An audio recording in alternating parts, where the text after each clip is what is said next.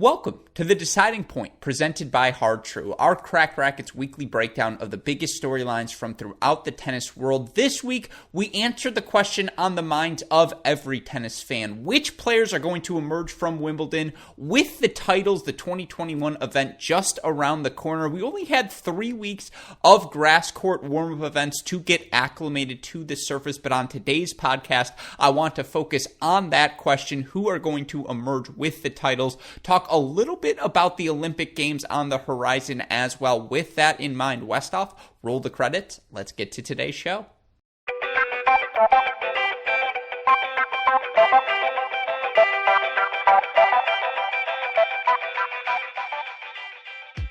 We try to focus on the positives here at Cracked Racquets, and there are a lot of positive things happening right now in the tennis world, but we definitely have to discuss the wave of withdrawals we've seen from the 2021 Olympic Games, in particular on the men's side. So many names dropping out of late. Rafael Nadal, who said it in advance. Again, it's a long-term health thing, and for him, of course, we want to see him compete for 5 more years, not just 1 more Olympic Games. So he's already won a gold medal in both singles and doubles. Not shocking to see him pull out. We saw Dominic Thiem, who is dealing with a wrist injury. Hopefully we get to see him at Wimbledon, but he's out of the Olympic Games. We've also, though, started to see guys like Shapovalov, like a Dimitrov, like an Isner, like an Opelka, like a Casper Ruud pull out of these Olympic Games. And of course, in terms of Wimbledon, we've seen Naomi Osaka out of the event, David Goffin out of the event.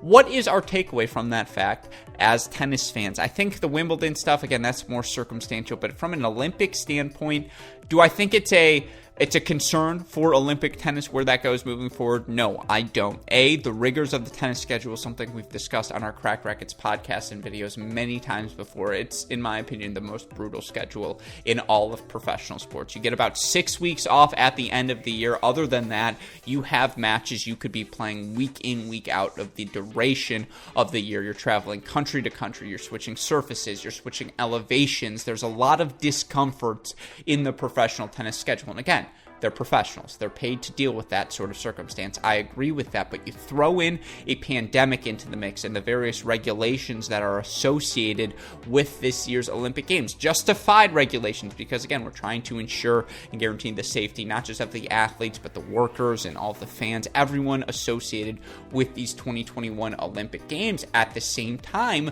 of course, you can understand, you can empathize why some of these players, given the rigors of their schedule or nagging injuries they have lingering, don't want to put themselves through those stresses to play this event. The Nadal case, I don't even think I have to make, but for a guy like Grigor Dimitrov, who's struggled with his consistency, struggled with various injuries, and is just looking to find his form down the home stretch of the 2021 season, where there's a lot of hard court events that he can thrive on. He's won the Western and Southern event before. He's had success at the US Open. The Asian swing of events is a place he's had success as well. You can understand why he wants to get ready for that. Ditto with a guy like Denis Shapovalov. You can understand with the injuries he's had, with the big hard court events, and again, with the years and years he still has left in his career, using this as a training block. You can, of course, the Olympic Games have a special place in the tennis calendar, and there's it's Nadal, it's Agassi that have won all the 4 slams and the Olympics on the men's side. I know I'm very men's-centric right now. We just haven't seen as many withdrawals on the women's side of yet.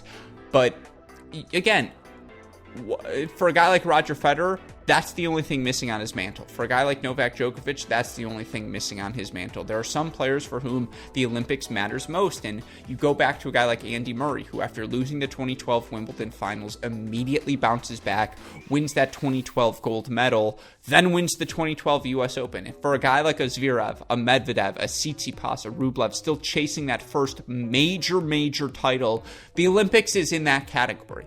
But for some of these other players, they're trying to sustain their careers. They're looking at longevity. A guy like a Gasquet or a Monfils who have pulled out of these events, you can understand why they did so. And so, again, context is key. I don't think this needs to be a collective freakout from the tennis world. Not that I've seen a collective freakout, but that's just my thoughts on the topic. There have been withdrawals. It felt worth discussing. Again, you look at the fields across the board, Osaka is certainly going to be playing in front of a home crowd in Japan. Japan. Djokovic going to be chasing like crazy that Olympic gold medal. And by the way, I didn't even think about that. He could win all 4 Grand Slams and an Olympic gold in the same year. I think at that point the GOAT debate is once again over, but overall, despite the withdrawals, still very much looking forward to the 2021 Olympic Games, and in particular, 2021 Olympic tennis.